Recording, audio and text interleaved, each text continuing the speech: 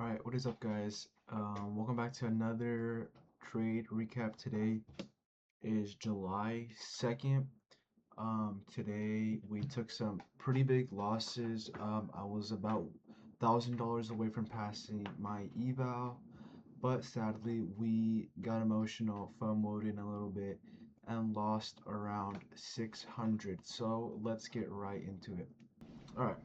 So this is the P&L for today. I don't know why it says 6 trades, but I lost 646 taking 3 trades. Alright, so coming into the day, I didn't really have too big of a bias. I was I did kind of have a bullish bias since we did just sweep previous day lows, which is right here. So I was kind of expecting us to go higher into previous day highs like we did, I think, on ES. Yeah, we did on ES. So something I did see is this rejection block right here, right at 930. We did end up hitting that right here, as you can see, at 938, which would have been a really clean entry. 5-minute rejection block bullish, and then we retap the next candle and we fly immediately up. This was a really good trade. The one thing I will say is on the 1 minute, because usually what I do is I look at the trades either 1 minute, 3 minute, 5 minute, look for a rejection block. Once I find the rejection block, I set my limits and then I scale down and I look at the 1 minute time frame. And as you can see here, we were good. Oh, that's the wrong one. We were good on the fib.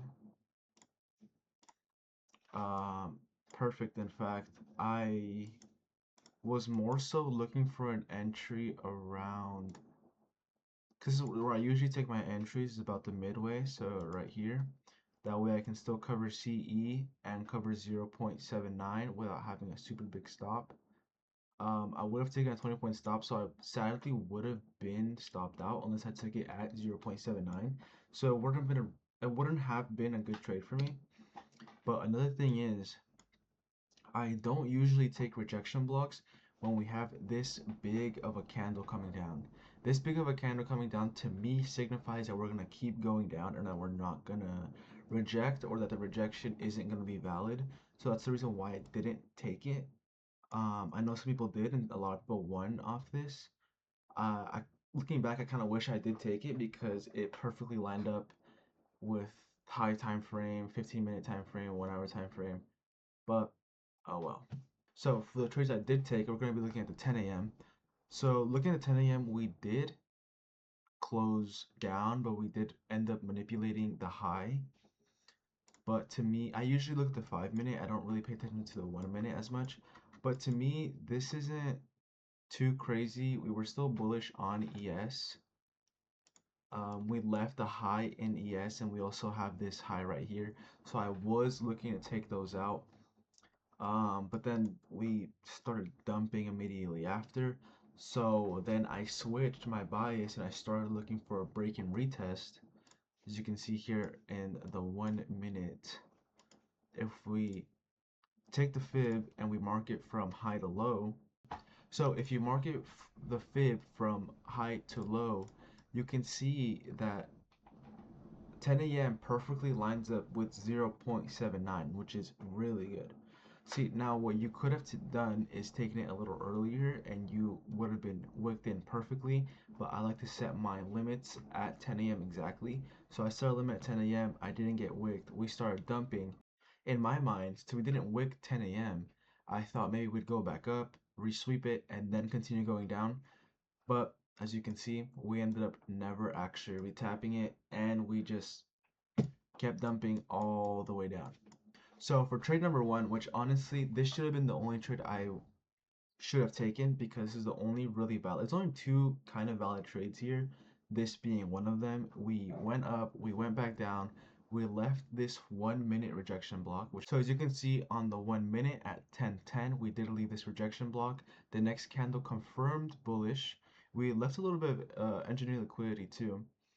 We go up, we go down. I was expecting a reversal, a rejection, and a reversal at CE of the rejection block. So I set a limit right here. I think it was 7 contracts, no, 6 contracts.